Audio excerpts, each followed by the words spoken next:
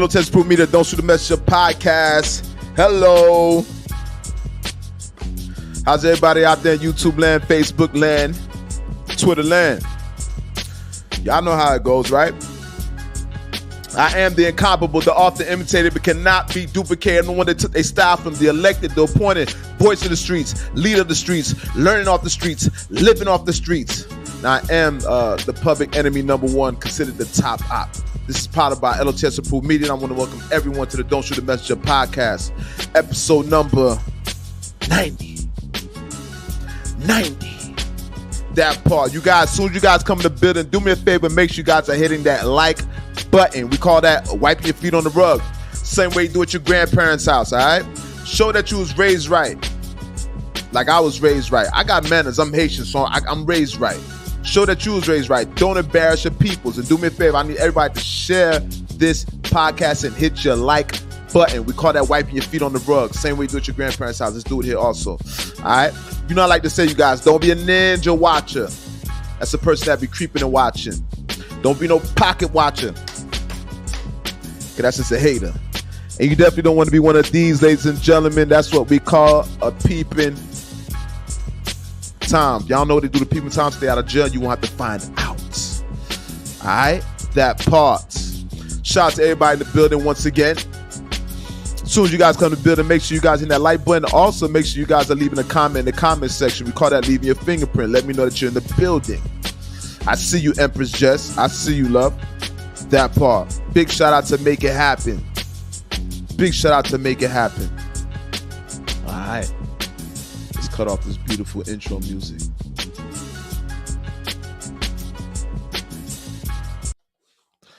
All right, you guys. You know what I said, right? This is episode number 90. So what does that mean? That means we got 10 episodes away from episode 100. I don't know how significant you guys know that this is to me. Obviously, in the viewers, you guys has been with me since day one. All right. Once again, we're 10 episodes away from episode 100. This is not to go overlooked. We will be celebrating. I need everybody to be in the building for that occasion. All right. And let's just hit that intro once again. I'm the incomparable, the often imitated, but cannot be duplicated. I'm the one that keeps creating what they keep taking. I'm the elected, the appointed voice of the streets, leader of the streets, lord of the streets, learning off the streets, living off the streets. It's L.O.T.S approved, and that's an acronym. This is powered by L.O.T.S approved media. All right, that's my media channel. And I want to welcome everyone to episode number 90 of the DSTM, Don't Shoot the Messenger podcast. Congratulations to everybody that's here. Like I said, this is episode 90. This is a special episode, may I add, once again. Now, shout out to everybody in the comment section thus far. Once again, big up to Empress and big up to Make It Happen once again. You guys do me a favor. As soon as you come in the building, share this podcast with your loved ones. Share it with the people that admire you. All right, let's get everybody involved with this podcast. I don't care if we have 10 people in the building. I don't care if we have 1,000 people in the building. All right, but let's just share this podcast and let's get everybody acclimated to this podcast. Now, you guys, you know this podcast is based out of Miami, Florida. So y'all know what we've been going through for the past few days. All right, a lot of flooding. My car hasn't been working for the past 2 days. It actually came alive today. All right. The car was not alive and it came alive today. Nonetheless, man. Shout out to everybody that was affected by the flooding. This is a thing in Florida. We deal with floods. Obviously, hurricane, rain, tropical weather. We deal with flooding. All right.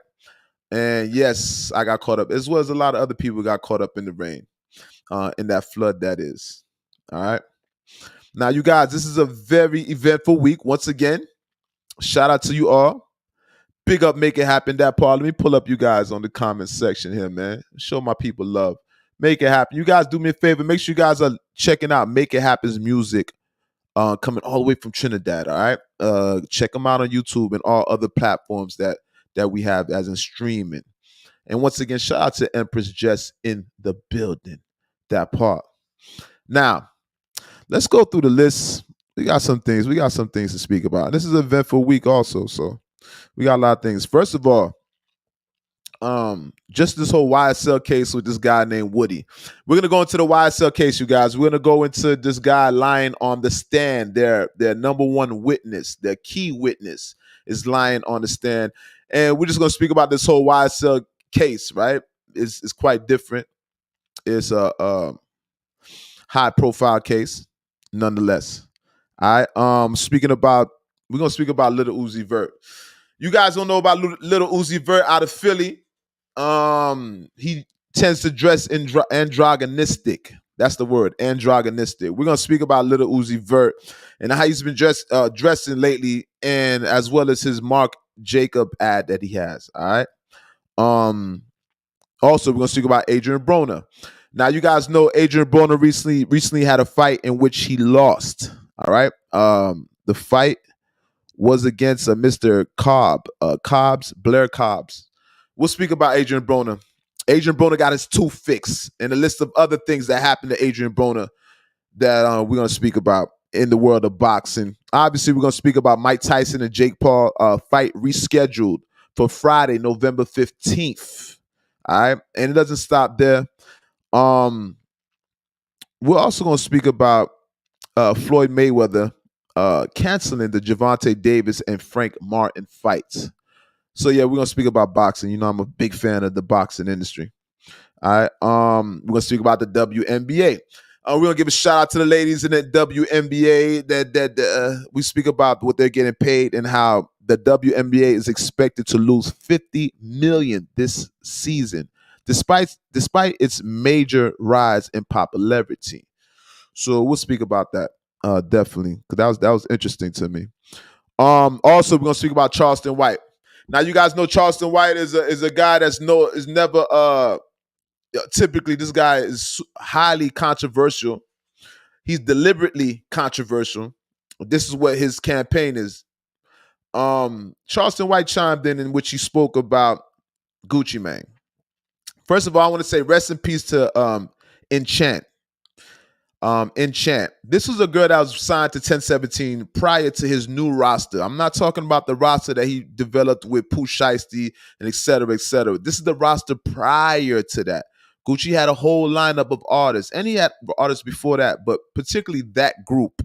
That group seemed like it was a little, I'm not gonna say cursed, but there's a stigma, there's a cloud over that particular group that he had, the original 1017.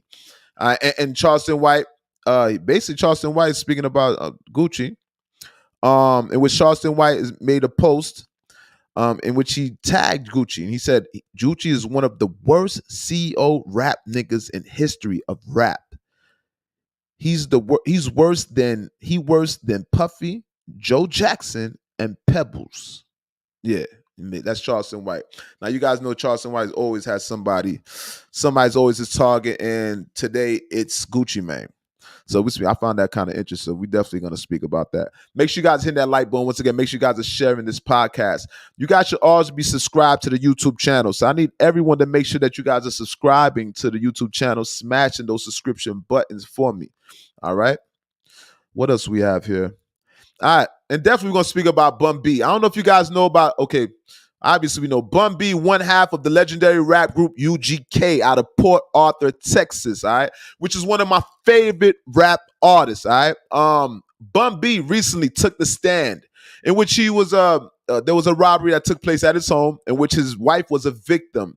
A shooting took place and everything. Bun B seen crying on the stand in the video after recent robbery. All right, we'll speak about that, and we might start off with that. What else we have here? Floyd. Oh, we still got Floyd.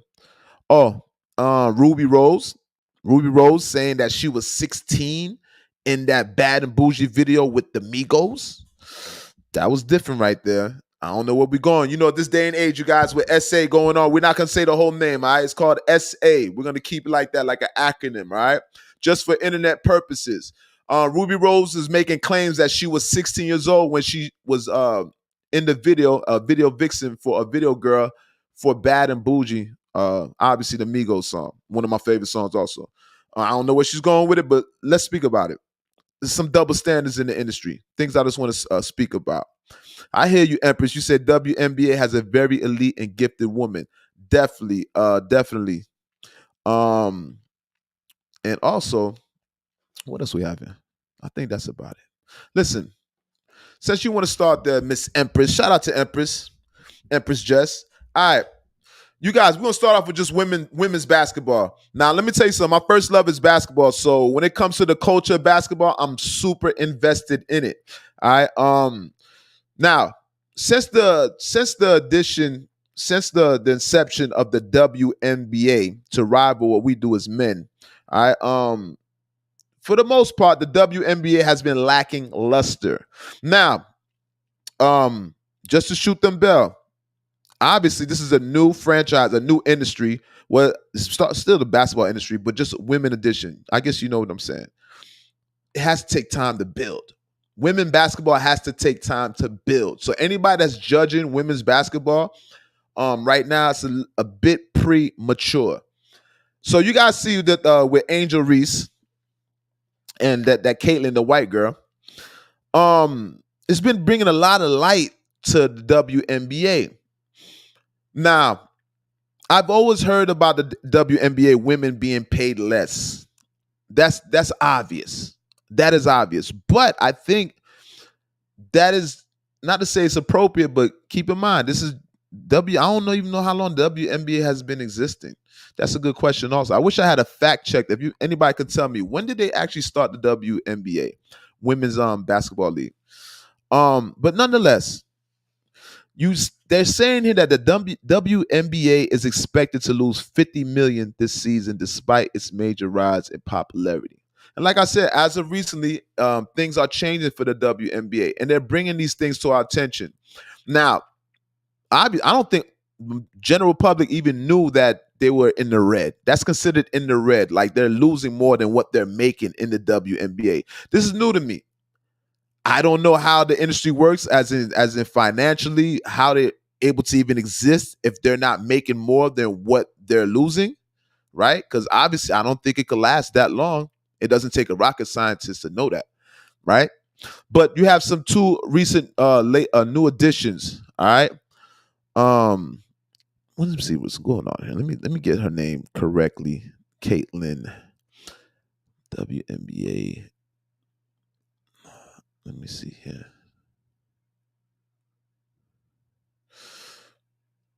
Okay, so first of all, you got. Let me see here. Okay, Caitlin Clark. All right, so you guys know with the addition of Caitlin Clark, there's a big behind this girl. There's a lot of controversy behind this white girl. All right, I don't know if it's deserving, but there's a contrast in it. At the end of the day, there's two new additions to the WNBA. Not just Caitlin Clark, but also Angel Reese. All right. Now we all familiar with Angel Reese. She's making a big impact on the WNBA, even in scoring. She just won a new scoring title for the NBA. I think she scored the most points for a rookie in the WNBA. And I know this is not going to stop. Angel Reese is going to break a lot of records, but nope, the standard is not set high as of yet.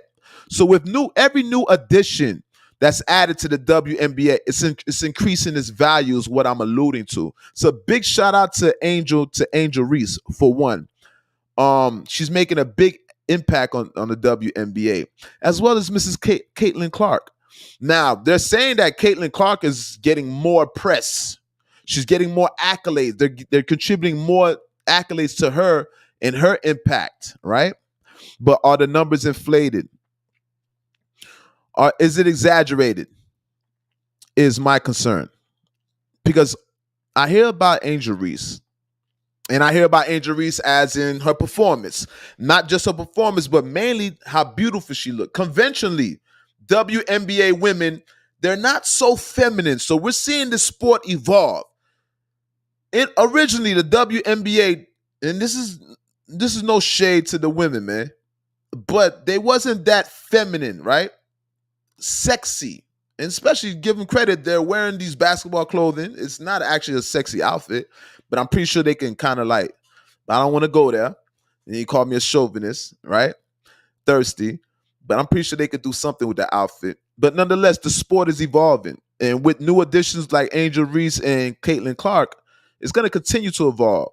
So hopefully in the next few years, I could see the WNBA doing numbers. I could see these women making more salary wise. Obviously, there's more endorsements that are going to come to the WNBA. So the WNBA, we're making all these astute observations, right? But let's keep in mind the WNBA is virtually still new, right? It's virtually new. So with that being said, let's just sit there and watch. Let's see if they watch. People are going to make their observations, right? But things eventually will change. Things eventually will change, and I have no doubt in that. Now, will the WNBA reach to the level of the NBA? Us men. That's the question, right? Um, us in basketball, you talking about men's basketball. There's dunking. There's a lot of different types of highlights going on, right? Slamming the ball, being able to dunk that ball. That's a highlight. That's something that most women are not going to experience.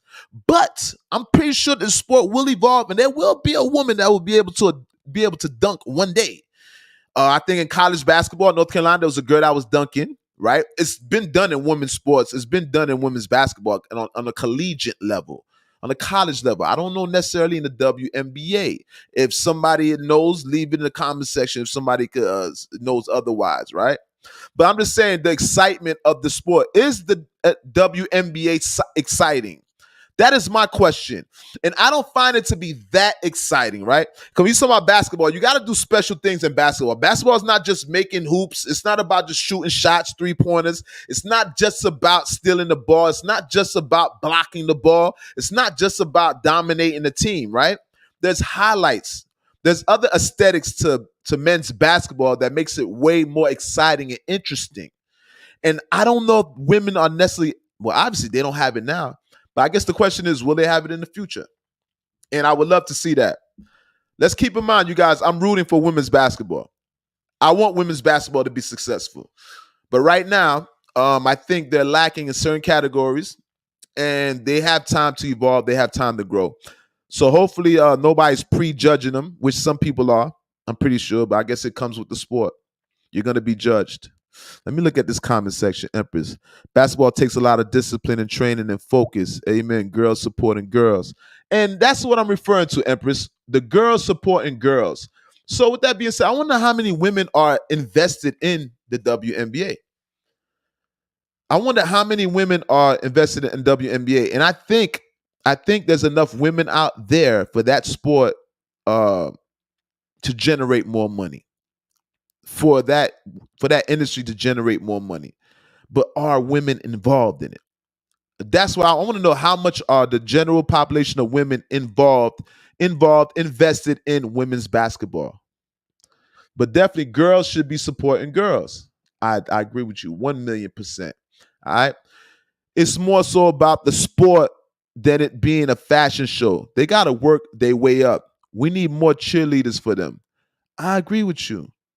I agree with you. And you wise. This is Empress Jess, man, a supporter, a supporter of this channel, and I appreciate you a lot. I love your engagement. All right. It's more so about the sport than being a fashion show.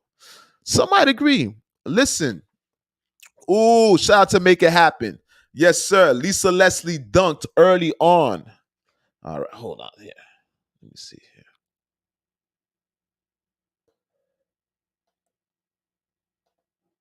Let me hold that. We're gonna address that. Lisa Leslie dunked early on. Definitely. I think that I find that to be true. I'm gonna look it up. I don't want to assume. I'm gonna look it up, but I think you might be valid. I trust you, brother, for your research to be valid. All right. Well, Lisa Leslie, you guys know used to dominate women's basketball as well as college basketball, women's college basketball. All right. So she's a legend in women's basketball. Period. Now, back to Empress. Men don't be, what did Empress say? Men don't be going easy on, nah, tell me why my homies will cross me the fuck up mercilessly, dunking on me and everything. Men don't be going easy on me. Nah. Nah, what do you play basketball? Are you Empress? Do you play basketball? That's the question. But yeah, Men's sport, it's a little bit more exciting. Women's sport, they bring injuries, but I think the fashion show, I think that's going to be a part of women's basketball. I think women's basketball can bring that different dynamic. I think they can make you can be athletic and feminine at the same time. And I think the women's basketball are going to be able to convey that. They're going to be able to they're going to be able to display that in women's basketball. Now, women's basketball is going to have a different dynamic than men. It is what it is. And I think that when you bring out those dynamics, you might bring out more fans, because why would you want to do the same thing twice?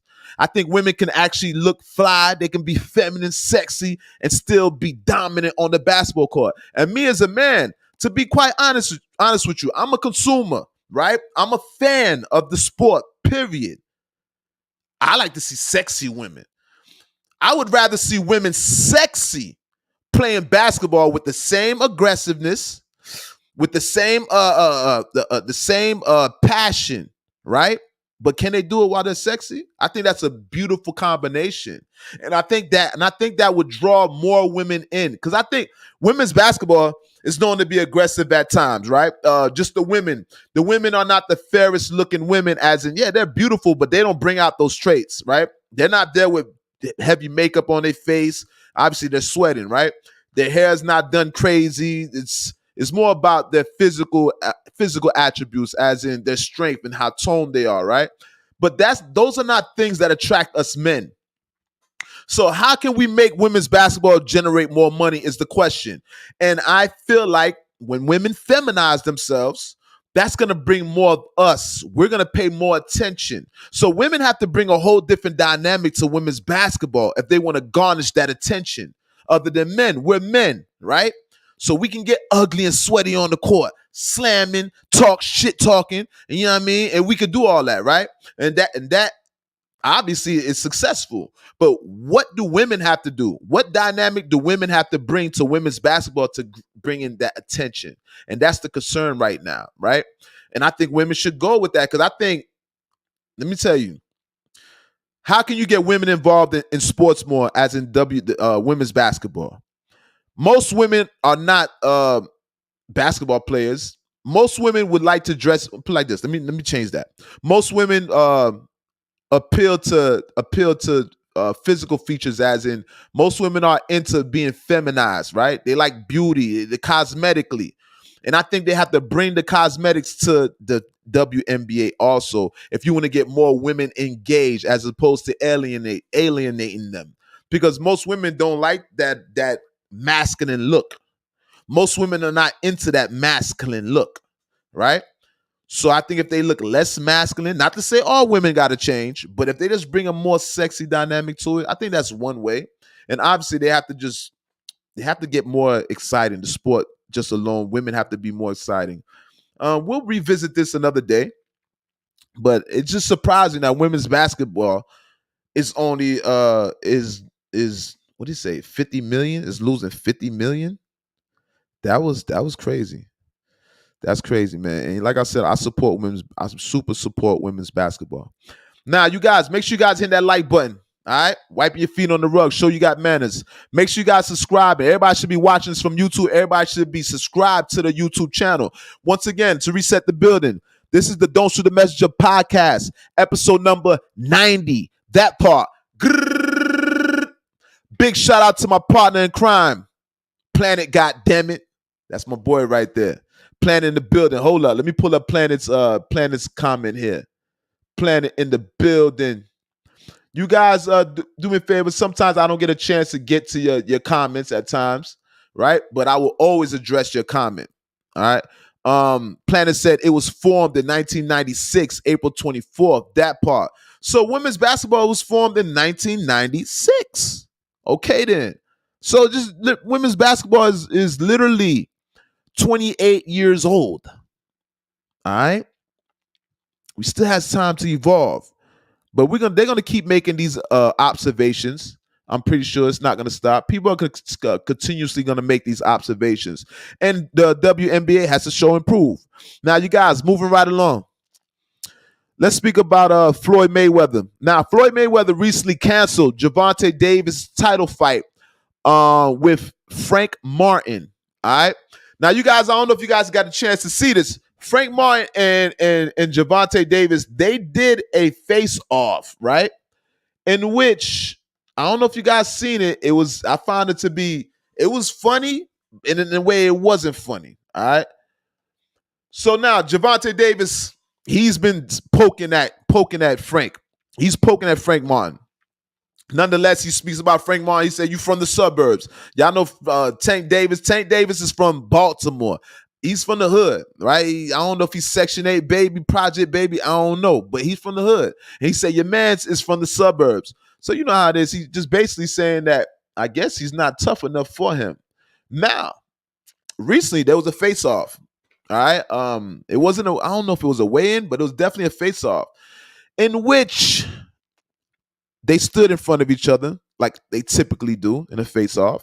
But this time, Gervonta Davis antagonized Frank Martin. Now, he did something that it could have changed the trajectory of the fight, as in who's in favor, right? Gervonta Davis stood in front of Frank, in which he flinched at Frank. He flinched at Frank. And Frank, now some would say Frank flinched. Now, you guys know during the face-off, this is an intimidation thing. When two boxers are facing off, you see that they're staring at each other. They stare at each other.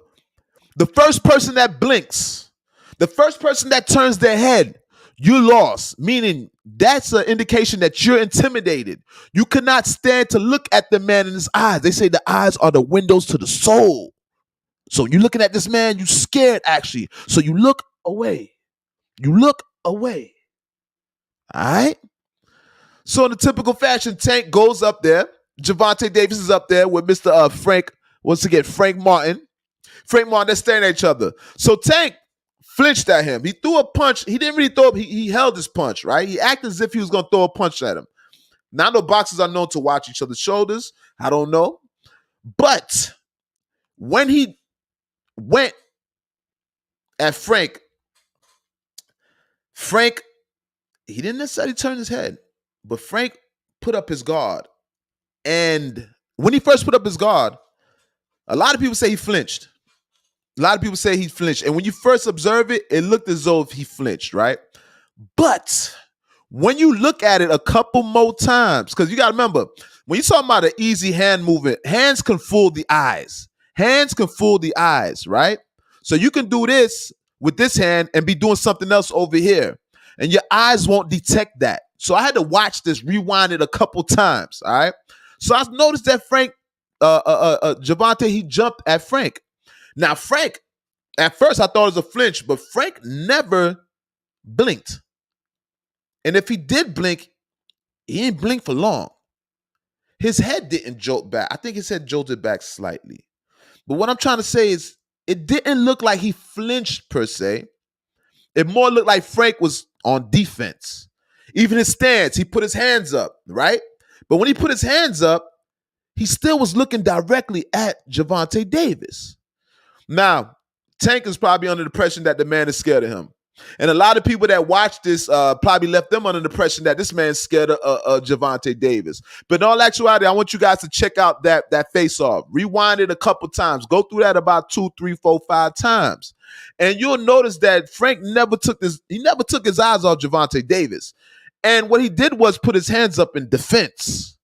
So to his credit, he was not necessarily ready, but he wasn't running. I don't think that was fear. Now, keep in mind, Gervonta Davis jumped at him. Now, when somebody's jumping at you and you relax, I don't know why the man was relaxed. I've never did a face-off, though. I did a face-off in the hood. Let me take that back.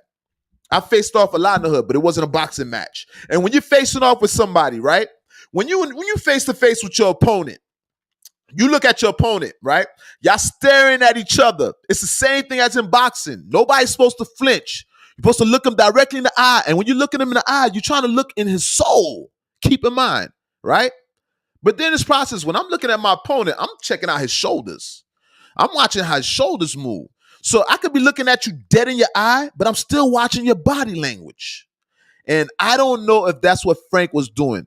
Maybe Frank was too lax. Maybe Frank was out his element because he thinking it's just a face-off. Maybe his guard was down. That's the impression that I might get because I see when he flinched, Frank reacted a quarter second late.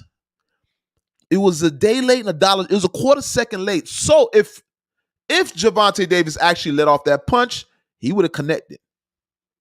He would have connected. Now I know, keep in mind, this is just a face-off. Nobody's supposed to touch nobody. But in the just you talking about the sport, the art of boxing, just confrontation. Let's just throw boxing out there. Just confrontation. Anytime you're toe-to-toe with your opponent, anytime you're in a staring match with your opponent, you're supposed to be ready for him to swing on you. I don't care if this is a face-off. I don't care what event you're at. I don't care how organized it is. I don't care how much you trust your opponent and his intentions. You're supposed to have your guard up, period, point blank, when you're talking about hand-to-hand combat. All right? So I would say Frank did mess up by not being on point. But nonetheless, you guys, it looks like the fight has been canceled. All right? Floyd Mayweather canceled. Well, he's the first one to bring it to our attention. He made an Instagram post in which he said the Gervonta Davis and Frank Martin fight is canceled. So for all of us that want to see this fight, because I was looking forward to seeing the fight. You know what I mean? And I'm more slightly on Gervonta Davis' side. It's not just because of his track record, but he just speaks with a confidence, and I feel like he mentally beat him. I feel like he mentally beat the guy. And we talking about any sport, not just boxing, any sport. You got to beat your opponent mentally also. It's not just a physical thing. There's an intimidation factor mentally. So you got to beat somebody spiritually. Keep in mind, people are physically strong. You can be physically strong, but your spirit can add an extra strength to it, an extra endurance, extra power. You're stronger than your body. So you have to beat your opponent mentally also. You can't just look at his physical attributes. You can't just say, oh, I'm bigger than him. I'm fast. I'm quicker than him. I'm more skillful than him. Keep in mind, it's not the size of the dog, but the fight in the dog. So sometimes people are spiritually charged up, and you don't know how far. You don't know when somebody's spiritually intact and they have this spiritual confidence, because there's a confidence that comes with spirituality. All right, it's almost like you're impenetrable. It's almost like nobody can infiltrate you. That's the power of Most High when you're connected to the source. So your enemy might be connected to the source, and he might beat you with that, right? Because like I told you guys, there's a spiritual strength that you can unlock that'll make you twice as strong as your physical strength. And I feel like Gervonta Davis, he beat Frank for his spiritual strength. He beat him mentally, and that's what I feel. Now, I may be wrong, but it looked like he kind of beat him. He beat him mentally. Nonetheless, Floyd Mayweather said that the fight is canceled. Now, Gervonta Davis made a post, all right? Now, you guys know Gervonta Davis used to fight for Floyd Mayweather. They're not the best of friends right now. They're actually at odds. And I guess that's how it goes. That's how it goes in life. I don't know if that's a tradition in boxing, but for some reason, people that used to fight for Floyd Mayweather, I don't know. The relationship, there's a lot of disgruntled employees. Let's say that. There's a lot of disgruntled employees that used to fight for Mayweather money, whatever, how you say MT, what is it? Money promotions. I don't know how you call it, right?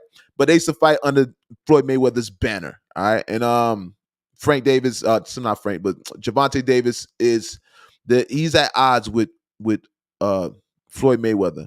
Now, he went online. Gervonta Davis said, make a post. He made a post saying, Floyd is a bitter bitch. Not the B word, dog. Called the man a bitter bitch. Now, I think that was a little bit aggressive because I don't hear Floyd Mayweather speaking like that. But I can't say the man is not justified for saying that. Who knows? Because it looks like Floyd Mayweather, he's like an indirect antagonizer. Floyd Mayweather is like a thorn in your side. I know he's not innocent. He talks greasy. He just talks a little bit more. He's more slicker with the way he does his shit. All right. But nonetheless, for you guys that was looking forward to this fight, the fight as of right now is canceled. Now, I don't know if that was due to that. I don't know if that was due to that face-off. I don't know if Floyd canceled the fight because of the face-off. Because I feel like in a face-off, I feel like Gervonta Davis should have been penalized for that. You ain't supposed to be swinging on each other in the face-off. I think he should have been penalized for that. Now, mind you, I might be wrong. You guys let me know how you feel about that. Because some might say in the sport of boxing, it's aggressive, and you got to accept things like that. Things like that are going to happen. It's like hecklers in the crowd when you're playing basketball, right? But I don't know.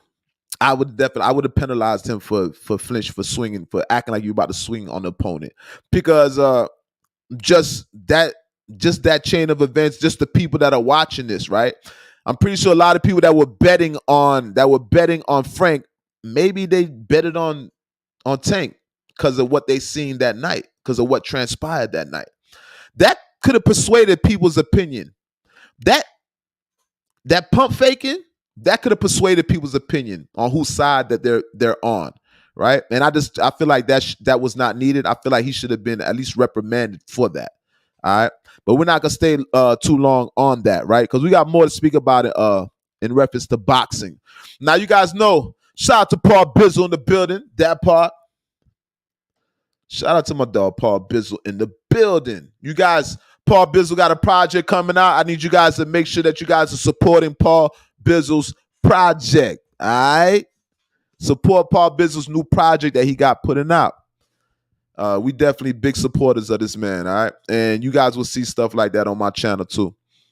Now, let's move right along. More about boxing, more boxing. All right, guys, recently Adrian Broner had a fight, all right? Adrian Broner, shout out to Everyday in the building. Big up, I got more people in the comment section. Shout out to Everyday in the building. It seemed to show whatever you bring, I'm a counter it, counter puncher. Nah, definitely. He was a counterpuncher, but if you rewind it, I don't think he would have been able to counterpunch it because judging by his late reaction, Tank would have tapped that boy jaw. Tank would have tapped it. And you know, when Tank tap your jaw, there's a potential that it's going to be two hits. There's two hits. One hit hitting you, and the other one is you hitting the flow, right? So we all know what that can end up to be, the result of that when Tank has a clean shot like that. I don't think nobody wants to be hit clean like that. So rewind the tape. Everyday, shout out to Everyday. Rewind the tape, and you'll notice that he reacted like a quarter second late. So that left me under the impression. That Tank would have tapped that man's jaw. But yes, he did try to counter it. He did try to defend himself. All right, I definitely agree. Shout out to Bizzle. All right. So with that being said, you guys, let's talk about Adrian Broner. Adrian Broner. Okay. Adrian Broner posted a picture showing himself in the dentist's chair with his tooth fixed after his recent fight with Blair Cobb. Now, you guys, Adrian Broner recently had a fight with Blair Cobb. Now, I don't want to talk about this again, but we're just talking about the aftermath. Now, keep in mind, Adrian Broner's a shit talker. We know how he talk. Mexican, American, Haitian. He didn't say Haitian. But remember when he said that.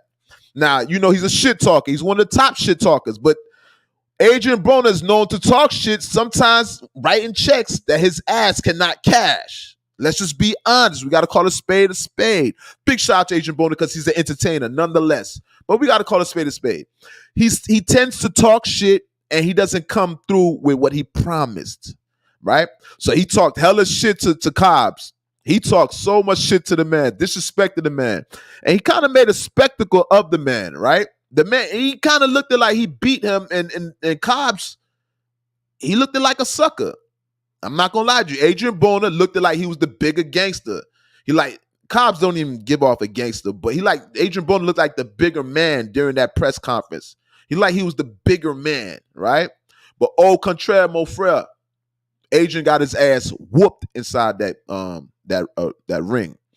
Now, like I said, Blair Cobb beat the shit out that boy. And I didn't know that Blair Cobb had hands like that, nor did I know he had power like that. All right, but obviously he does. You guys, like I said, Adrian Broner's seen inside the dentist chair, showing that he got a new tooth.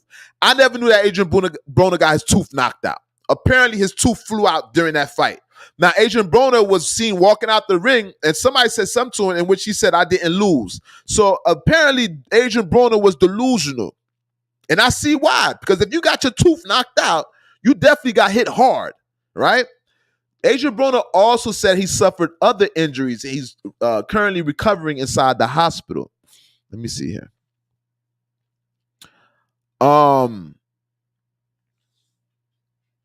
He had a shoulder injury. He had a shoulder injury and a list of other things also. He had more things. Adrian Broner had a lot of injuries during that fight, and I didn't know he suffered all the injuries, man. Shout out to Adrian Broner, because we fans of Adrian Broner at this channel, right? But did he reach his rope's end? All right. This is another post, all right? It says that Adrian Broner is currently recovering in the hospital. He says he suffered an elbow fracture and a torn shoulder, but he fought through it. See, I never knew that he had a torn shoulder. I didn't know he had an elbow fracture. I didn't know these things. So Adrian Broner, he gave it his all. Now, Adrian Broner, a lot of people counted Adrian Broner out. You know how people say, if you counted me out, then you can't count. But I think in his case, we knew how to count. Yeah. In this case, we knew how to count. So with that being said, Adrian Broner, he suffered shoulder injury. What else here? Elbow fracture, tooth missing. Now he's resting up inside the hospital, man. Now I gotta give the man credit. You know what I mean? He took his beat down, so we have to be honorable. We got honor. At least he stayed in the paint. He stayed in the paint. He did fight the man. But 50 chimed in. 50 Cent chimed in. A lot of people chimed in, but I want to specifically speak about what 50 said about Adrian. Let me see here. 50 said something about Adrian. 50 Cent said, damn. He said, damn it, man. AB next fight is going to be in the streets. Okay? So 50 is saying that Adrian's basically is over. He's saying his next fight is going to be in the streets. Is Adrian Broner's career over? Is the question. Is Adrian Broner's career actually over? I don't know. Adrian Broner, his talk game can't beat him. He can't talk his way into a fight no longer. Adrian Broner cannot talk shit into a fight. We don't believe what Adrian Broner, we don't believe him no more when he talks his shit. The only way Adrian Broner can recover, his career can recover, is he actually gets better, right? He has to just train that hard. But is he over? I've never seen any fighters that had that many losses. I think he had 4 losses. That might have made his 5th loss, all right? And I'm not sure when you start losing at that level, can you actually come back? It's looking like Adrian Broner's funeral is near. Not his physical funeral, but his career funeral, all right? It looks like Adrian Broner might be done with boxing. Now, I'm pretty sure he's going to take a couple of fights on his way out. You know, boxers got to stack a check because you're usually not ready for that. I don't know if he should have been preparing. Adrian Broner should have been preparing to retire from boxing, nonetheless, right? If he's a wise man. But when it comes to this fight, definitely that's the case. Adrian Broner needs to make sure that he stack his check up, stack his guap up, because Adrian Broner's his boxing career is virtually over. I'm gonna keep it real with y'all. His career is virtually over. He might get a fight on the way out. Adrian Broner might get a fight. Just to add somebody, just you know how boxers do, just to make somebody. It's not necessarily you're not gonna win, but it's just for the check. And that's what I see Adrian Broner doing. His next few fights are just gonna be for the check. Nobody expects Adrian Broner to actually win no longer. All right. Nonetheless, big shout out to AB, man. Now, you guys, once again, make sure you guys are hitting that like button. Make sure you guys subscribe to the channel, all right? Shout out to everybody in the comment section. Empress, what's going on? Let me see what Empress is saying. Damn, Daniel said he washed like soap. Facts. He washed up like soaps. That's a fact. That's a fact. Now, you guys, more in the world of boxing, okay? Now, Mike Tyson and Jake Paul fight rescheduled for Friday, November 15th. All right? Friday, November 15th. So, you guys know Mike Tyson suffered he had, an ulcer? An ulcer, inflamed ulcer, what have you. The fight was called off. All right? So, it was looking like Jake Paul might be saved. But I'm being a little bit facetious. At this point, I don't know who's going to win right now. But I know November 15th, this fight is going down. And we still over here voting for Tyson. This channel here, we are a big supporter of Tyson. But I'm a supporter of Jake Paul too, because I like what he's doing. He's revolutionizing hand sports. He's revolutionizing boxing. All right, with the way that he's kind of like hybrid in boxing. He's fighting MMA fighters. He's not necessarily fighting your conventional, your traditional boxers. Right. I think Mike Tyson is probably the most professional boxer that he's fought thus far. Usually, he's fighting people, celebrities, MMA fighters, people that are not typically boxers. Right. And we're looking forward to see the Tyson fight. And you guys, for the record, Mike Tyson said he's still gonna knock Jake Paul ass out. All right. So Mike Tyson's giving me the impression that he's gonna put in some work. He's gonna put in some pain on Jake Paul. And we'll see. Because if Mike Tyson goes in that, if he goes in there and Jake Paul takes Mike Tyson out, Mike Tyson's career is done also, right? Well, his career is done regardless. But this is going to be the true ending. I don't want to see Mike Tyson get back in the ring at all. I don't even want to see an expedition, Mike. Mike, please do not ruin our image of you. Please do not ruin your legacy. All right, let's stop at the Jake Paul fights. Please. Even Floyd Mayweather. Floyd Mayweather needs to stop those exhibitions also. Remember, you guys are legendary status. I understand. Get your money. Get your chili. I get it. But when is it worth your legacy? Is the money worth your legacy? In Mike Tyson's case, is the money worth your health? All right. Mike Tyson is, I think, what's 57? How old's Mike Tyson? I think he's 57. Let me look at Tyson's age. You guys let me know in the comment section if you know Tyson's age, man. Let me see. Let me type in Mike Tyson's age.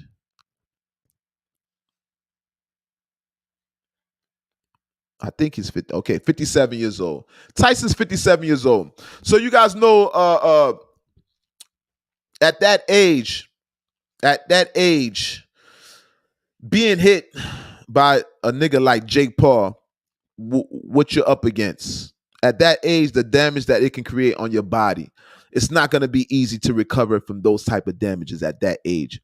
You are extremely less resilient, the average human being. Now, I know Mike Tyson, you can't count him out. You can't count nobody out, right? But we seen Mike Tyson with his speed. His speed suffered because of age. Now, like I said, he's going to make it up with wisdom, right? He's an actual boxer. So he's going to make it up with technique. He's going to make up for his speed with technique. But we're just highlighting the fact that Mike Tyson, his age, he's jeopardizing his life. Mike Tyson is jeopardizing his life by fighting Jake Paul. Allow me one moment.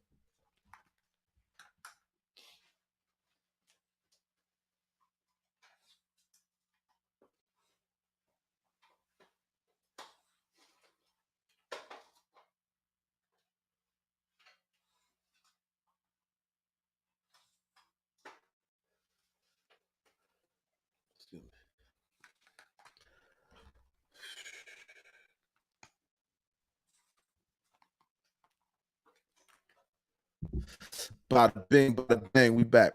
Yeah, so Mike Tyson jeopardizing, he's definitely jeopardizing his body because of the age, man. But nonetheless, Tyson said the fight is back on, you guys.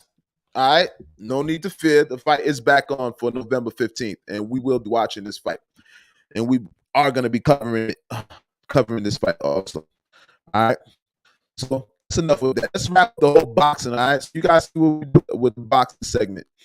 Let's try to make sure you guys subscribe to the channel. Make sure you guys are hitting that like button. All right. We need to get our likes up so YouTube can pick up this content. Also, you guys, let me know in the comment section if you see that see any type of freezing going on. Cause it looks like the antenna is low. The reception is low for the internet. All right. Also, just to add on to that WNBA, as the WNBA is suffering, men's basketball is expanding. All right. So it looks like they're going to add 3 more NBA teams, 3 more expansion teams.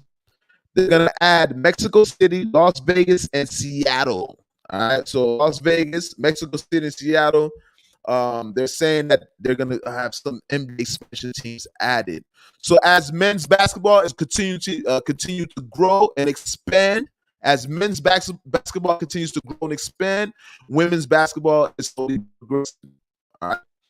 But you see, men's basketball is continuing to flourish nonetheless. Make sure you guys hit that like button. All right. Now, we got to speak about this also. You guys recently Bun B. All right. Big shout out to Bun B. One half of the legendary group UGK out of Port Arthur, Texas. Now, recently, recently, Bun B was seen on the stand crying. All right, I don't know if you guys do. Just you guys read down the history. Bun B house was robbed. His wife was held at gunpoint. I'm not sure about the details, but there was a man that had Bun B's wife. Excuse me, in the house. She's in the house. She apparently had a gun also. There was a intruder. Now, somehow, Bun B was able to chase the man down. The intruder left the house in a car. Bun B drove, chased the man down, and shot the man. All right. So fast forward now, they're inside the courthouse. Bun B is taking a stand. He's crying. Bun B's crying, intense crying. He's shaking. I've never seen Bun B a gangster like that. I've never seen a gangster shaking on a stand like that. All right. Now, obviously, Bun B was traumatized by this event, but I don't think Bun B was actually traumatized by the actual what happened to him, what he had to do. Right. Bun B was traumatized about how the event affected his wife. Bun B said after this event took place, after the wife went through all this trauma, the wife never returned back to the house. So Bun B was traumatized by how his wife received, how his wife reacted to the chain of events. Bun B speaks gangster. Now, a lot of gangsters might say that's not gangster to be crying on the stand. But let's keep in mind, no one ever said a gangster can't cry. Now, do gangsters take the stand? No, a gangster's not supposed to take the stand. I'm going to keep it gangster with you. A gangster's not supposed to take the stand. So I don't know how you guys feel. Do you think Bun B, you think it's right for people to take his gangster card? Or at the age of Bun B, is he a gangster? That's the question. Seeing Bun B crying on that stand now, how impactful are your lyrics when you're speaking about gangster shit, Bun B? This speculation, I'm playing devil's advocate because nonetheless, Bun B chased the man down and shot the man. All right? And I'm pretty sure he'd do it again if he had to, nonetheless. But just in the realm of politics, you're talking about gangster street shit politics. Was Bun B right for taking a stand? Will people still look at Bun B as a gangster for taking a stand? Did that take away from his bravado? Did it take away from his aura for being seen crying on the stand? Right? If you ask me when I'm looking at it, I've never been in a situation like that where somebody else. Well, I did cry one time. I went through some shit, shootout, and some people, the people next door, bullets went through the people next door house also, in which innocent people. I'm going through something with somebody, and innocent people almost got affected by that. Well, they did get affected, but somebody almost got shot next door. So that brought tears to my eyes to see innocent people. So that's why I identify with Bun B crying. I would have took the stand. I never would have took the stand. But that's no discredit to him, right? But the crying part, yeah, a gangster gonna cry. Listen, I might not cry in my situation. I'm not crying. I've never had a shootout. I've had shootouts, and I've never cried after a shootout. I've never knocked a nigga out and cried. I don't cry when I do my shit. But if I see somebody else that's affected by what I'm going through, that might make me cry. Seeing an innocent person affected by what I do, that might make me cry. And that's what Bun B was experiencing on that stand throughout this whole melee. Bun B is thinking about how his wife is affected and she was traumatized by this event. All right. Now, you guys, the guy received the armed robber who pled guilty in the Bun B 2019 home invasion. This took place in 2019. All right. And he was sentenced to 40 years in prison. So this gentleman sentenced to 40 years in prison. He looked like he's a little bit older. I don't know if he's going to ever see the light of day again. I don't know. I don't even know the stipulations to the 40 years. I don't know if it's 40 years mandatory. I don't know if he's going to be able to get some game time, good behavior time. I don't know if he's going to be eligible for parole. I don't know the stipulations, nonetheless, right? But with that being said, I've been in a situation not exactly like that, but seeing somebody else innocent, somebody innocent being affected by what I got going on, that can make you cry. You cry for the innocent folk. We can handle the street shit. We know what we up against. We know what we signed up for this shit. We know what we up against. But they didn't sign up for that. His wife didn't sign up for that. All right. So I think Bun B's tears are validated. He can validate why he's crying. All right. Big shout out to Bun B. That situation. I don't know. You guys let me know what the streets are saying. How you guys feel at home? Was that gangster for Bun B to take the stand? I don't know. Nonetheless, you guys, big shout out to Bun B and big shout out to his wife. All right.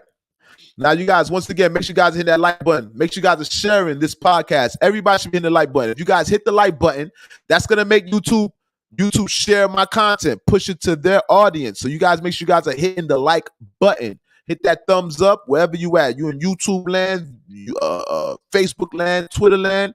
Keep in mind, guys, we're streaming from 3 different platforms right now. All right. Streaming from 3 different platforms. Streaming from YouTube, obviously, Facebook, and also Twitter. So you guys should make sure you guys hitting that like button. And make sure you guys subscribe to the YouTube channel. Everybody should be getting the notifications up. You guys turn your notifications on. I know that's annoying when you get 1 million notifications, but please turn your notification on for me. Why you gotta be like that towards me? Turn your notifications on, all right? So every time I go on, anytime I drop new content, you guys will be the first ones to get it. Period. All right? L.O.T.S Approved Media. Don't Shoot the Messenger, episode number 90. Let's reset the building. You guys, this is episode number 90. We're 10 episodes away from episode 100. That part, big celebration, all right? Nobody expect us to be here. Nobody expect us to be here.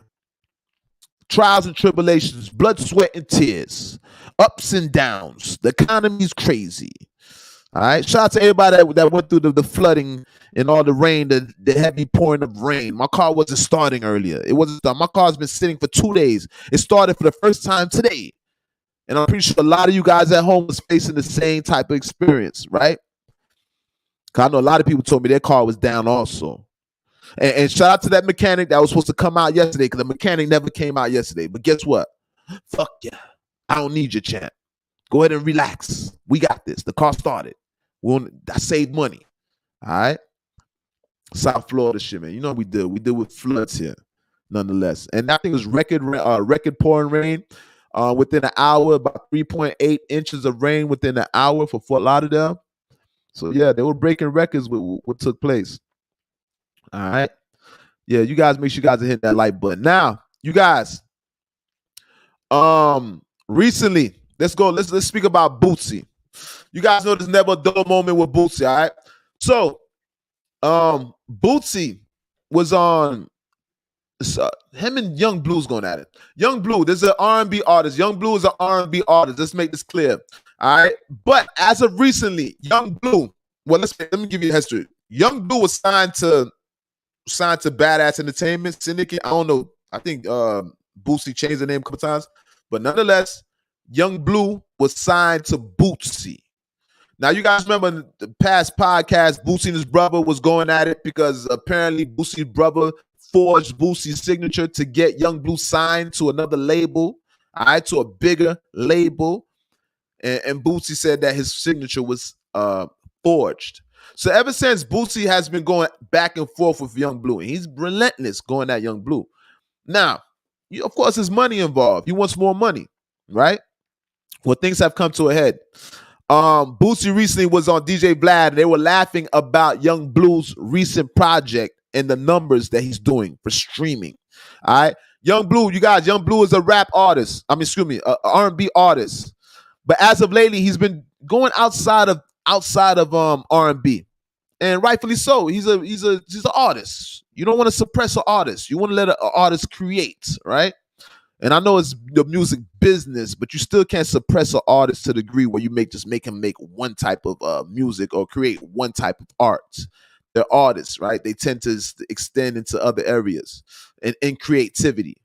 Now, recently, Young Blue dropped a rap album. All right. And I don't know how many people expect it because I didn't expect for Young Blue to drop a rap album. But nonetheless, the numbers are not as great as his R&B projects. He also has country music on this, I think, on this project also. So it's not just rapping, country music also. So he's multifaceted, multi-talented, nonetheless. But Vlad and Bootsy recently did a interview. Vlad recently interviewed Bootsy in which they were going over Young Blue's numbers. Apparently, Young Blue is not streaming a lot. All right, he has some great artists on his project. Young Blue has Lil Wayne on the project, and a host of A-list artists on his project. But he got John Legend on the project also. But he's not doing the typical numbers that he's used to doing. Vlad and Bootsy chose to highlight this in the interview. Now, Young Blue did not take lightly to this. Usually, when Bootsy's going off on Young Blue doesn't respond. He doesn't respond usually, right? And if he does respond, it's something brief and he's usually politically correct. Unlike this time, this is the first time that I'm seeing Young Blue actually responding to Bootsy in a harsh manner, as if he's retaliating, right? I want to read actually what Young Blue said. Let's see if we can read what Young Blue said here. Hold on. Bada bing. Hold on. Let me see. I'm trying to see if I have what Young Blue said, because I really want to speak about this. And we're gonna also. There's three more things I want to speak about. I want to stay too long on this. Let me see if I can pull up. Let's get to. Let me see. Young Blue. Damn, I'm supposed to have this here. Supposed to have this up because Young Blue went on. Let me see if I pull up his page. I wonder if he still even has that, because they known to post. These guys will post and delete stuff. They're known for post and delete stuff. Let me see here. Do we have it? Young Blue. Make sure you guys hit that like button.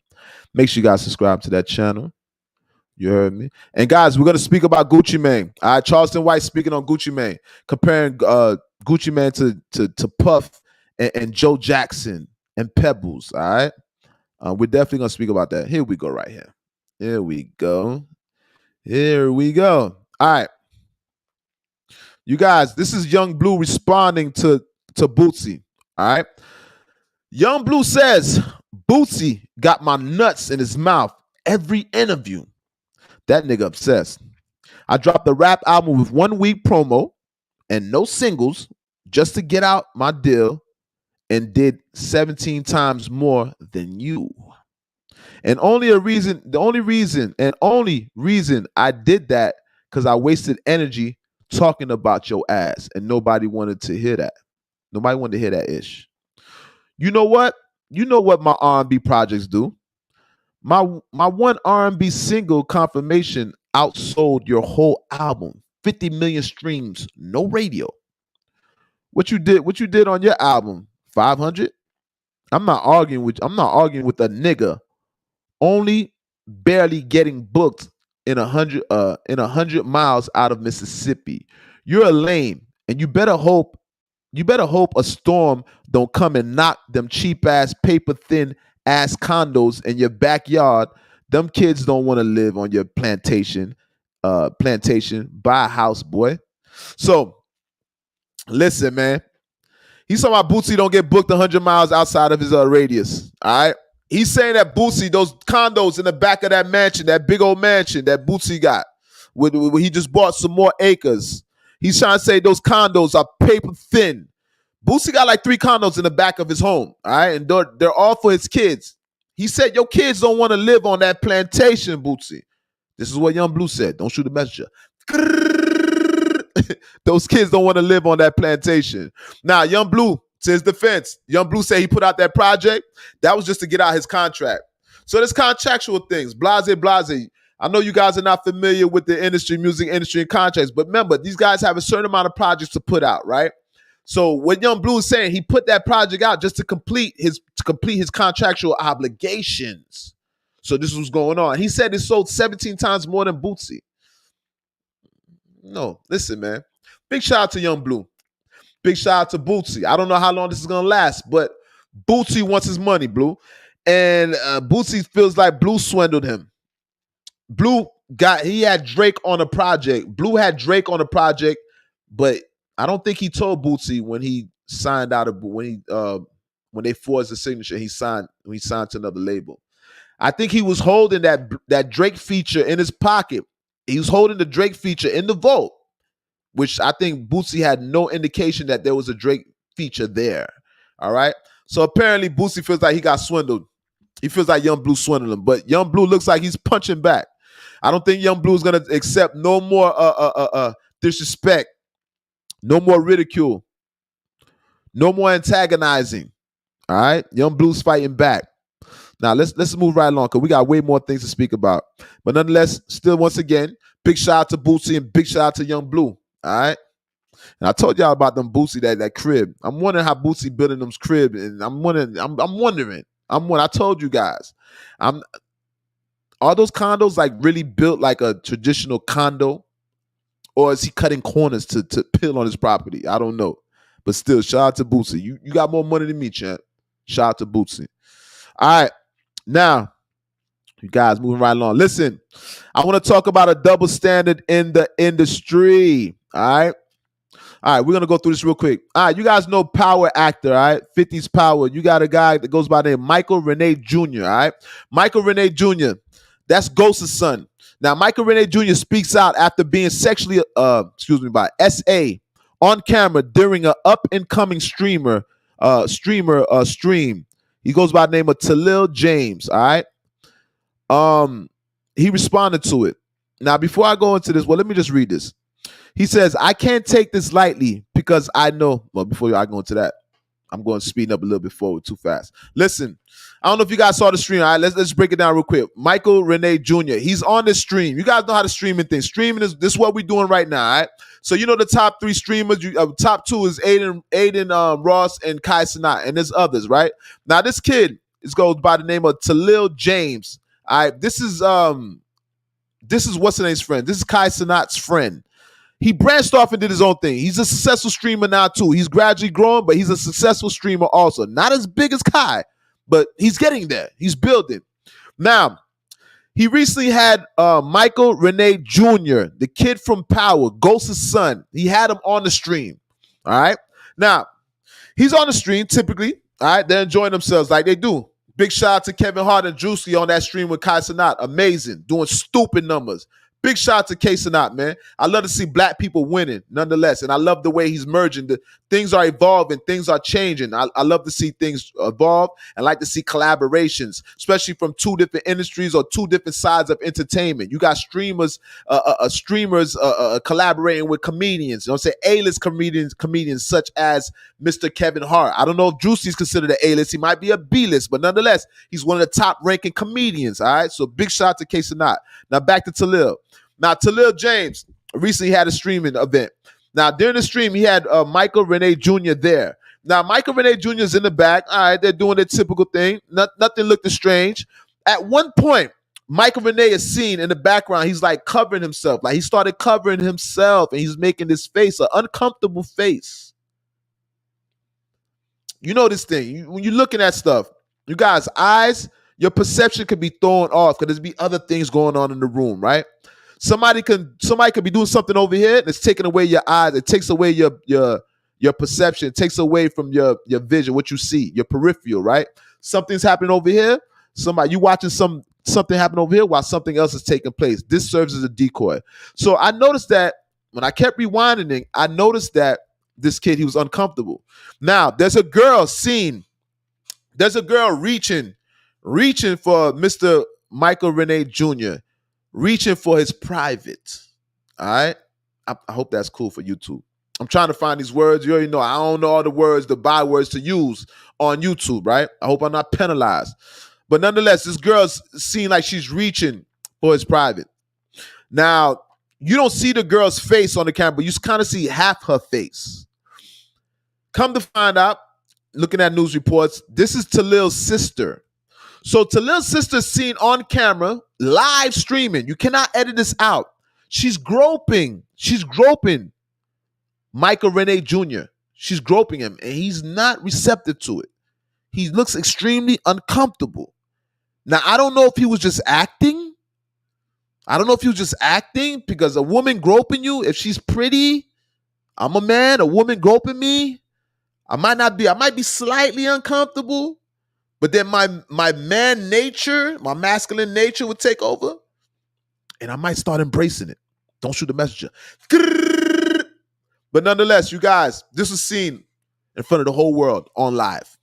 Now, remember, in live, when you're doing this live, we're doing this live. So I can't edit out anything. If I curse right now, if I do anything right now, I won't be able to edit it out because this is live, all right? There's no post-editing.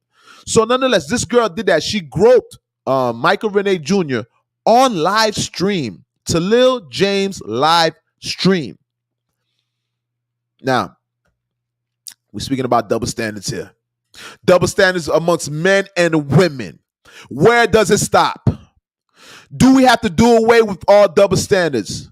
Are some double standards realistic? People are trying to even the playing field. You'll see what I'm getting to. So nonetheless, you guys, this is seen all over. This is seen all over. It's on every website at this moment, right? Now, people are chiming in. People in the comment section are saying she should be arrested. People in the comment section are saying he should do something about that. People in the comment section are saying, why is Michael Rene Jr. not saying anything? People in the comment section are saying this is a double standard. If this was a man groping a woman, how this would have turned out. So you got your freedom fighters out there. You got your activists out there. All right? Now, back to my question. Are all double standards to be removed? Is there ever a time that double standards are legit? Are there any legit double standards? Keep in mind, we as men, we're masculine, right? What happens if us men, we're being groped, we're being approached by women, and we don't fight back, we don't push back, we go to the authorities? How masculine is that? Is it masculine for a man to press charges against a woman for groping him? This is a question. This is a question of mine, right? Because us as men, right? Us as men, sometimes we take things into our own hands as a man. You can't listen closely. You can't put your power into other people. You can't relinquish your power as a man in all regards, in all situations. Now, I understand you got police involved and stuff like that. I understand you can go to jail. But at one point, does a man stand up for himself? Are they saying that Michael Rene Jr. should have went to the authorities and did nothing about this? That he should let the police address the situation? What I'm trying to say is kind of like you taking the masculinity out of the men. When we start complaining about stuff like that, that makes us less masculine. And it gives off the perception, it gives off the appearance that we're less masculine. What is that saying about men? Men and women are equal, but there are double standards, and there's reasonable double standards out there. Why is it better for your man to take out the garbage other than a woman? Why is it better for a man to do activities that are more physically demanding than a woman? Is the double standard necessary? Is it necessary for a man to hold the door open for a woman? We have to revisit all these traditional traditions that we have. Once men start calling police on women for getting groped, nah, Let me tell you something. If this woman is a habitual groper, I get it. If she's just a woman that has no respect for nobody, she just grabbing men and woo woo, I get it. Right? But I don't think it's a good idea for men to be running to the police every time a woman groped them. Hey, listen, let me tell you something. Don't shoot a messenger. But listen, yes, there's a double standard here. Let's make this clear. Yes, there's a double standard. Yes, you soft. Yes, you a sucker. You pussy.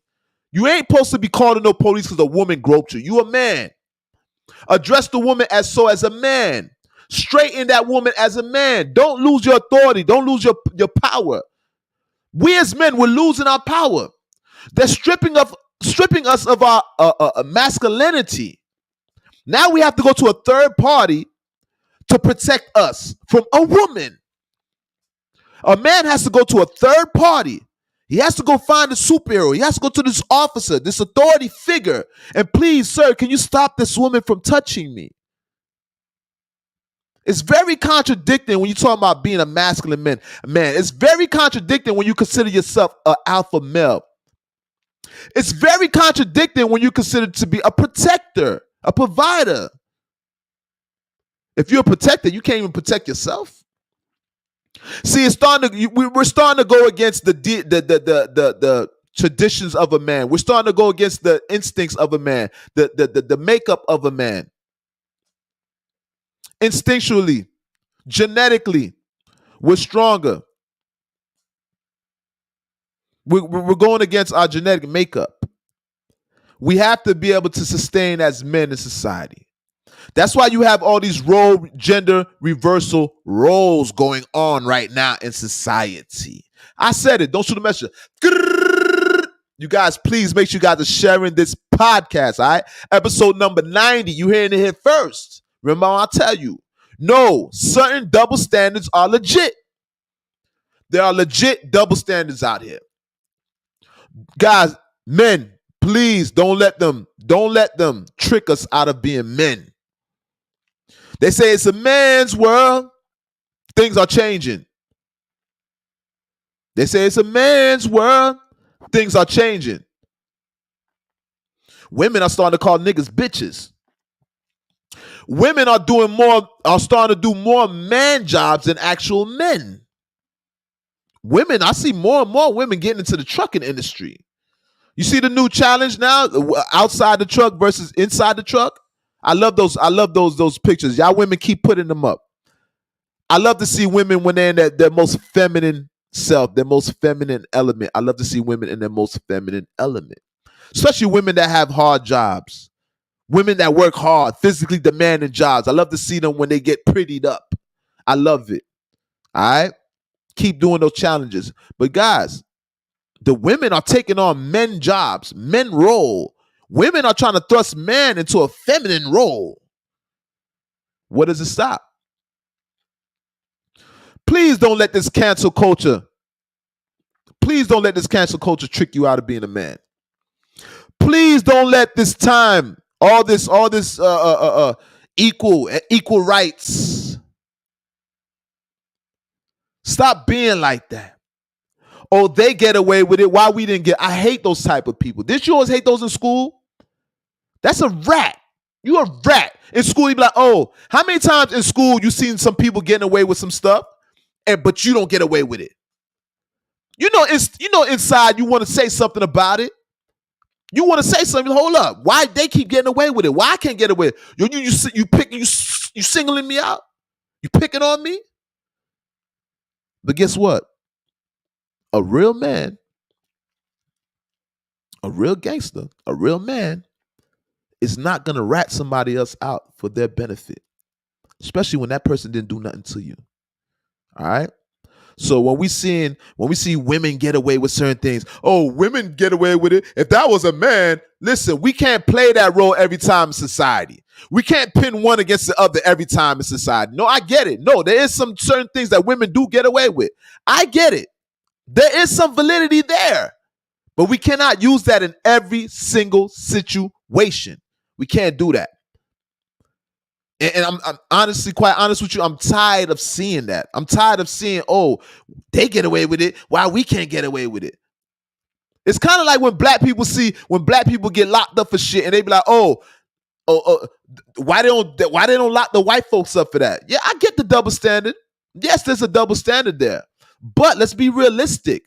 Just because a white man's getting away with it, and it's a heinous crime, that doesn't mean a black man should get away with it also. If white people can do that heinous shit, no. Listen, karma has no fucking color. Karma has no preference. Karma don't have no preference. Everybody gets their karma. What goes around comes around. All right? I get it. There's some validity there. Sometimes white folks get away with some shit. I'm not saying we right in a lot of situations, but sometimes we're wrong. We want people to get away with the worst crimes, the worst things out here because other people are getting away with it. That's not the answer. Two wrongs do not make a right. I get the OJ trial. I understand the OJ trial. Yeah, we seen that in this country. Yeah, we seen that. But the OJ case is a little bit different. There's some infidelity going on in that house. There's a lot of different things going on, and more things are being presented in this case. More and more things are being presented in this case. I'm hearing about serial killers and stuff like that. All right? There's a lot more evidence that's being presented in this day and time about the people that were in that house, in OJ's house. So that case was a little bit different, but nonetheless, we celebrated OJ Simpson getting away with that. We celebrated it. Why? Because white people get away with it. If white people get away with it, then we need to get away with it. And sometimes that's true, but sometimes it's not. All right? Make sure you guys subscribe to the channel. Make sure you guys are hitting that like button. You only get that here. L.O.T.S Approved Media. If you guys don't know, this is the most dangerous podcast in the world. And you guys will soon find that out, all right? We speak things into existence, all right?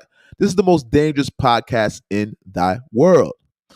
All right, so now, Mr. Michael Renee Jr. speaks out after being assaulted on camera during the up-and-coming streaming, all right? Now, I want to go into what he said. What I'm trying to say is Michael Renee Jr., he had to speak out. And he wasn't going to speak out, but people started putting him under fire. They had him under the gun. They were saying that Michael Renee Jr. was being too nonchalant about the situation. So he fell for it. He fell for the pressure. And he made a statement. He released a statement, right? But I don't think that was his intentions at all. I don't think so. He looked a little bit uncompromised, but he definitely wasn't traumatized. The man wasn't traumatized, all right? And if he was traumatized, then I would say something's wrong with him, and he needs more mental evaluation. It's more something wrong with him than the girl. The girl wasn't right for doing that. I had a woman touch me in the gym, and it wasn't because I felt disrespected. No, it's because she was an old woman. She was an old looking, skin sagging. No disrespect to her, but she was touching me, and I felt tried. I felt disrespected, but not to the degree that I would want to press charges. Not to the degree that I'd want to even address it and bring it to her attention. I'm a man. All right. Now this is what Michael Renee Jr. said. He said, "This is an unfortunate situation that I do not condone in any way. I can't take it lightly because I know I would be in serious trouble if the roles were reversed. The fact is, SA is never okay. Regardless of the gender or status, we're all human and we should respect each other. Most importantly, we should always respect ourselves." Now, you guys know that's a political answer. That's a political correct answer. And you just see the way he answered it. Nothing in that seemed like it was genuine or tailored or custom to what he would actually say. It looks like something that somebody wrote down for him, typed up for him. Like, yeah, use this template right here. All right, that was a template right there. I don't think that was genuine at all. Now, 50 Cent also timed in also.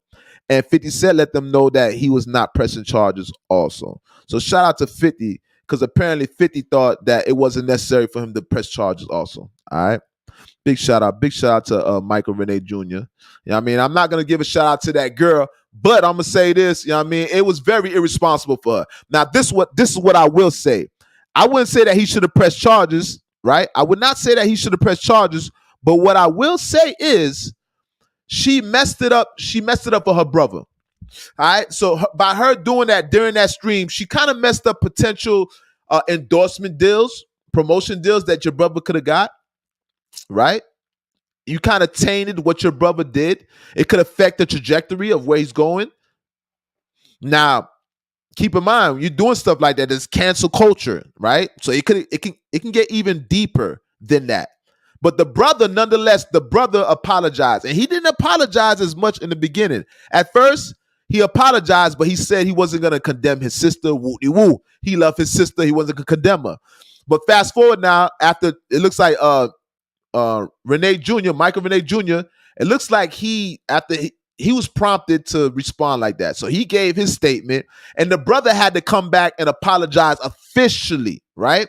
In which he gave his own politically correct answer. But what I'm trying to say to you guys, they forced these people to be more formal with their response. They forced these people, they forced them to have these responses. That's not how initially they responded. It was more nonchalant, but still they made notice that they said that it was wrong. Everybody agreed unanimously across the board that it was wrong. All right. But like I said, it looks like they were forced due to cancel culture. And you see what Kanye did to cancel culture. Cancel culture is not even as strong as it used to be. All right. Honestly. See what's going on in this comment section. Shout out to Empress, that part. Let's see what Empress is saying. Hold up. A lot of older women are lonely and haven't healed. They went through heartbreak. They may even be widows. Okay. Unfortunately, hurt people hurt people. We've all done it. We've all blacked or lost our cool, but accountability is important. Definitely. Accountability is important. She also said, forgive those who trespass against us. Okay, then. That part. I can agree. You can't, if you're not willing to forgive people, then what makes you think you deserve being forgiven? All right. Now, you guys, we're going to leave off with this. Speak about Charleston White. All right. As of recent, Charleston White spoke about Gucci Mane. All right. Charleston White claims that Gucci Mane is one of the worst CEOs in rap history. Let's go through it. You guys know Charleston White, when he has you on his radar, when he has you in his target, don't shoot the messenger. It's not good. Nobody really wants pressure with Charleston White. I haven't seen anybody who's been successful going against Charleston White, may I add. All right. But nonetheless, Charleston White makes a post. He says, he tagged Gucci in his post. He said, LaFleur 1017 is one of the worst CEO rap niggas in history of rap. He's worse than Puffy, Joe Jackson, and Pebbles. That's what he said about Gucci. Now, this is on the heels, you guys. This is on the heels of somebody passing away. Goes by the name of Enchanting. Let me see here. Let me see what her name is. I think her name is Enchanting. All right. Enchanting. Now, this girl was signed to Gucci. So before I go into what he's saying, all right, this girl called Enchanting. Rest in peace to Enchanting. First of all, all right, a female rap / R&B artist that was signed under 1017. Now, originally, you guys know Gucci is one of the best A&Rs. Let's make this clear. Gucci Mane is one of the best A&Rs in rap. He's responsible for Young Thug. He's responsible for Migos. He's responsible for what's the blue Eminem, the blue Eminem. What's this guy name with the glasses? I forget. All right, maybe you guys can help me out later. All right, there's the guy Eminem, and he's known. This is the person I'm speaking about. He's known. A lot of people take from him. He's actually the person that created a lot of these things that people are, even their cadence, their rap cadence, or even just how they dress or they slang. He's a big contributor to that. All right, it goes by the name of Blue Eminem. I forget the guy's name. All right, but nonetheless, Gucci Mane's responsible for. He's one of the best A&Rs out there. All right, unanimously, He's responsible for a lot of the talent that are running the music industry in this current day.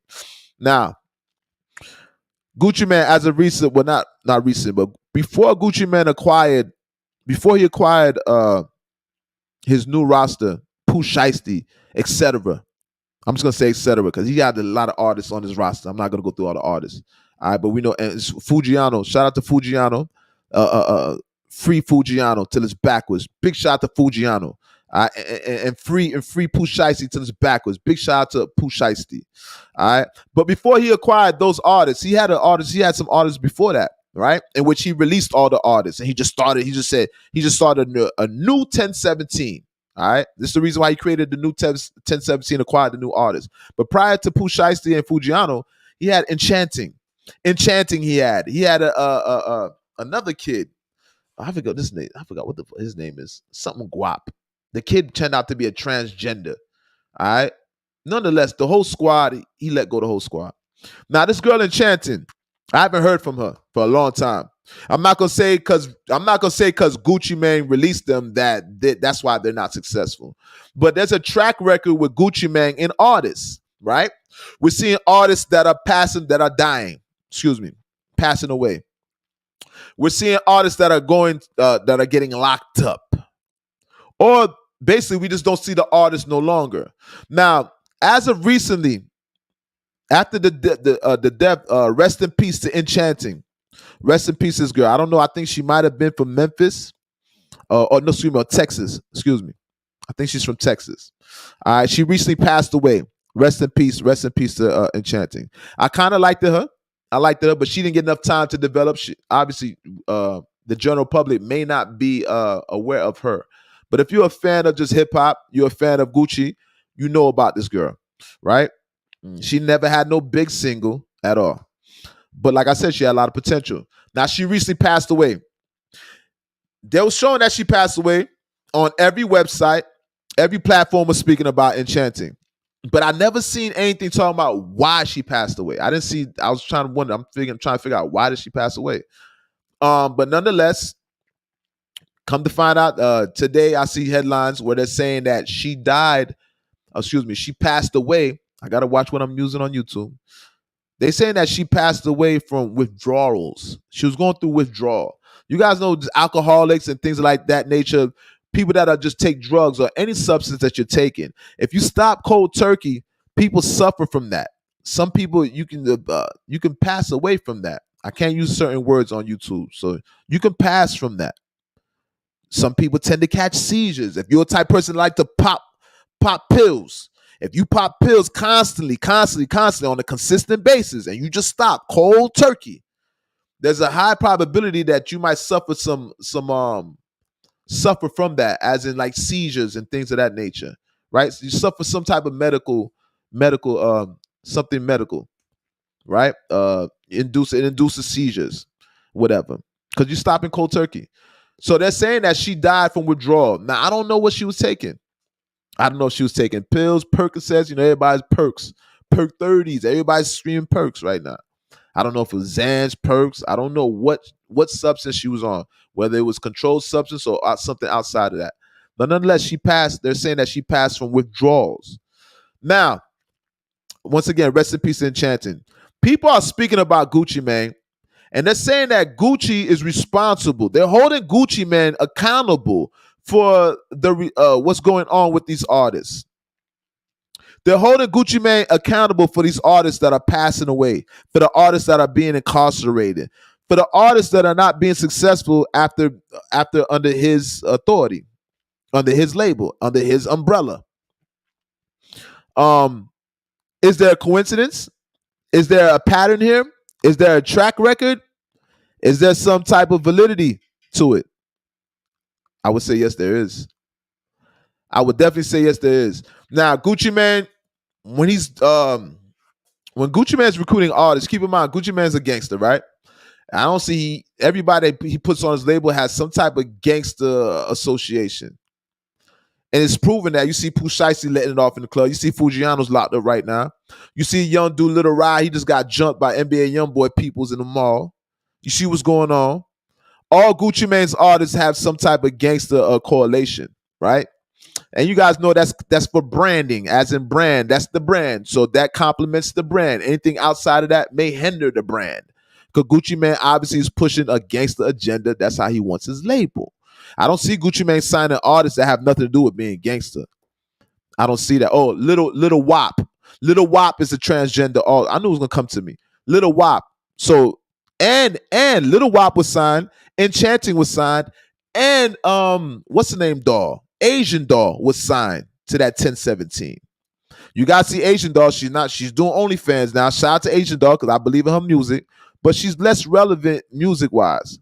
Right? You see Little WAP, he's a transgender. He actually transitioned to a woman. All right, I haven't heard no music. The man is a woman now. This is a Chicago drill music rapper that was signed to Gucci. He's a transmission. All right. Enchanting passed away. Charleston White chimed in. Charleston White is saying that Gucci Mane is one of the worst CEOs in rap history. He's comparing Gucci Mane to Diddy, to Puff. He's comparing Gucci Mane to Michael Jackson's father, Joe Jackson. He's comparing Gucci Mane to Pebbles, which you already know that's Babyface's wife. You guys are all familiar with the TLC story. All right. There's a correlation there. There's a pattern here that we're seeing. And he's comparing Gucci Mane to these people. Now, I want to read off what Charleston White said. All right. He says, he spoke about Enchanting. All right. He said, this young lady is from my city. I'm very familiar with her rap success, and it wasn't a success. Mentioned her situation years ago. She was a fuck toy with talent who hardly put out music but posted a lot of social media pictures. Someone passes doing what they like to do, getting high, then why should anyone be sad for that person? She passed a dope fiend, just like the rest of them in the music industry. I told y'all they was just fucking on her and wasn't putting no music out. All right. So this is what he had to say about Enchanting. And like I said, he also said he's comparing Gucci to Puffy, Joe Jackson, and Pebbles. Now, this is what Charleston White throws me off. I hate when he talks about people that passed away. That's the one thing that just detours me. That's the one thing that's cringing about Charleston White. I understand the shock value. I get it. I see what you're trying to do. But I don't like it. All right? You're speaking about you calling the girl a fuck toy. All right? Oh, she was talented, woo-de-woo. The girl passed away, bro. You don't know what that girl been through. You don't know how she was raised. You don't know nothing about that girl other than what you hear on drugs. People just don't start doing drugs, homie. All right, so rest in peace to Enchanting. But what he said about Gucci Mane, there's some validity there. All right, and I'm hoping that in the near future that Gucci will pay attention to these, because now, Gucci, you're being held accountable. And you're one of the most influential rappers in the hip-hop industry, let alone in just America, as in just the ghetto, nigga, the suburban, just the world. Gucci Mane is very impactful. A lot of people look up to Gucci. So Gucci is coming to a point where you're being held accountable. Now, also, Gucci's wife, Keisha Kior, also from Miami, home team. Shout out to Keisha Kior. She's chimed into my leave my husband alone, woo-de-woo. So she's even jumped into it and she's standing up defending her husband. And the funny thing is she defended Gucci before Gucci talked. So I guess Gucci is not that expressive. And I've noticed that throughout all the accusations, throughout all the ridicule that he receives, Gucci doesn't really respond to the ridicule. And if he does, it's a short, brief response. But I would love to see Gucci respond to this, right? And maybe it could take less pressure, less accountability take away from him. Because let's keep in mind, Gucci Mane is providing opportunities for these kids. Now, I understand that they're going to jail, but Gucci's not the one that's sending them to jail.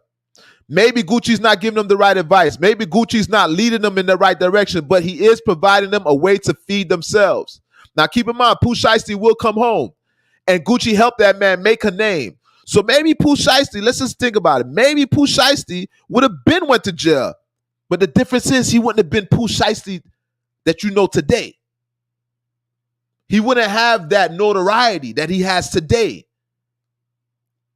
He wouldn't be a celebrity like he is today. He wouldn't have the opportunities that he has today. Maybe his bank account would not be as big as it is today. When Pooh Shiesty come home, he's coming home with opportunity. He's coming home with opportunity. And who made that possible? Gucci Mane. All right? So, excuse me. And this comes to Pee Wee Longway.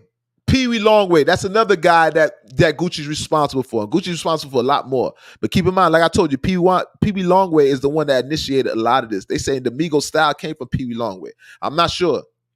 They're saying a lot of, and don't quote me on that, but I'm just hearing Pee Wee Longway is responsible for a lot of things that you're seeing in Atlanta that the whole world is adopting. The whole world is using that, right? The whole world is stealing that sauce. That's what people saying the sauce is coming from Pee Wee Longway. But nonetheless, Gucci's responsible for Pee Wee Longway also. All right. So Gucci Mane is an excellent A&R. He's good at scouting out talent. All right. And he's giving all these kids an opportunity to be successful and get money. So the comparison, I'm not sure.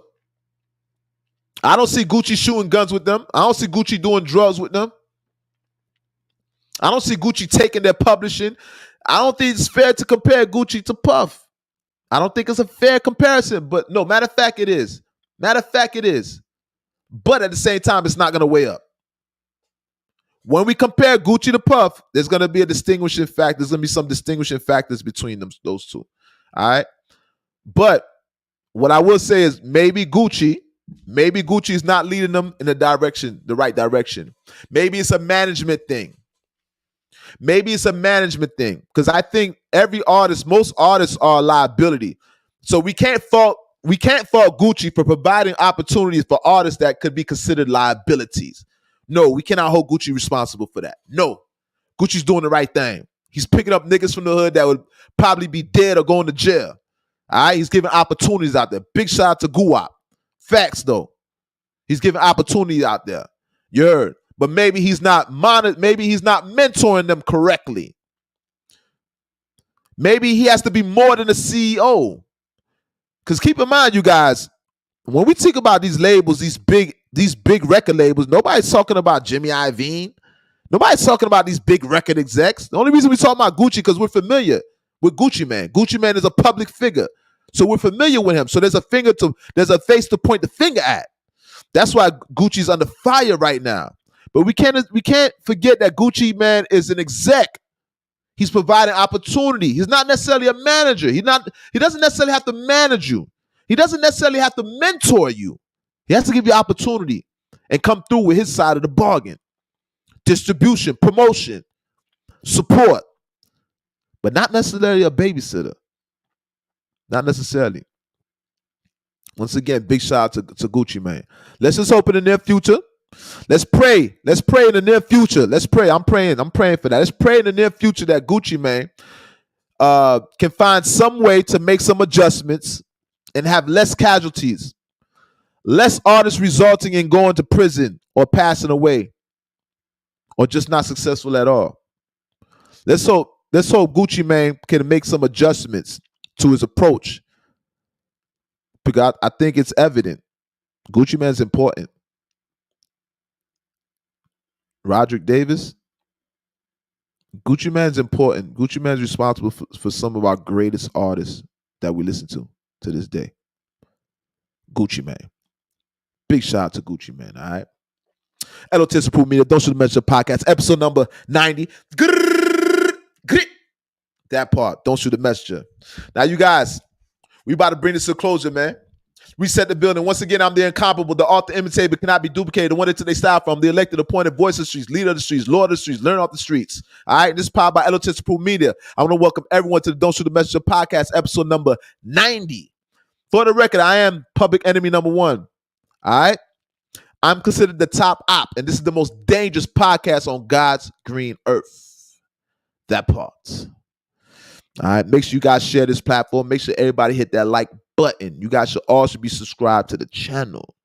With that being said, let's put on a sweet outro music. We ain't done yet, but let's put out our sweet outro music. You guys know I got to speak to you guys before we leave.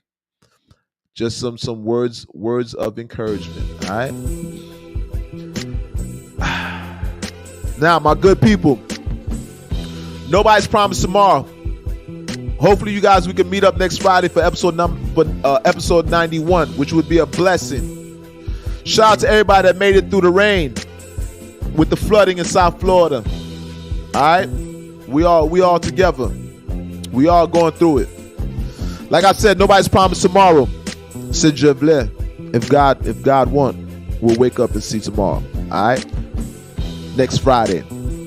You guys keep in mind, make sure you guys are showing the universe your gratitude. If you want to see tomorrow, show God, thank God for your life. Thank God for the things that you have. And maybe God can give you more abundance. Maybe you'll see more abundance in your life. Thank God for your resources. Thank God. Count your blessings. Thank God for everything that you have. And keep working for what you don't have. But don't take for granted what you do have. Show gratitude. That's the hacking. That's a manifestation hack. Pay close attention, you guys. That's a manifestation hack. If you always worrying about what you don't have, if you dwell on what you don't have and your disadvantage, that's what you're sending out into the universe. So what God gonna do? Send that right back to you. God gonna send it right. The universe gonna send it right back to you. Whatever your God is, whether it's Yahweh, Most High, I don't know what you would say, Selassie, what's the Muslims? What do Muslims pray to? Muhammad?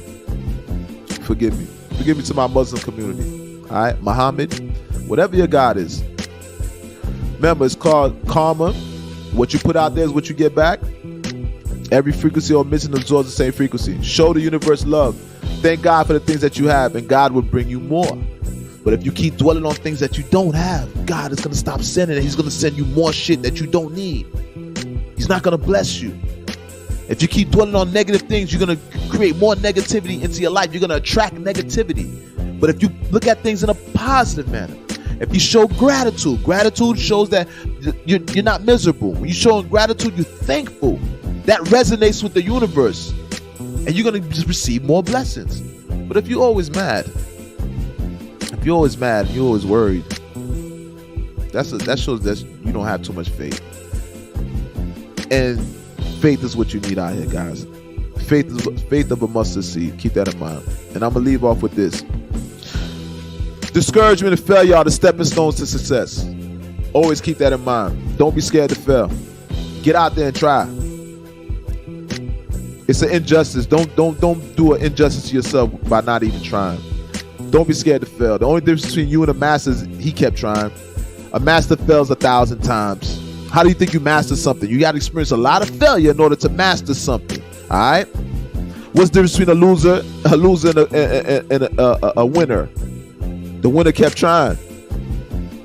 That's it. You only lose if you quit. All right? With that being said, make sure you guys enjoy your weekend. God bless you. And by the grace of God, hopefully we meet up next Friday. With that being said, I'm out. L.O.T.S approved. And this is the Don't Shoot the Messenger podcast, episode number 90. 10 episodes away from episode 100. This is powered by L.O.T.S approved media. That part, the most dangerous podcast on God's green earth. You heard? And I'm out. Peace. Salute.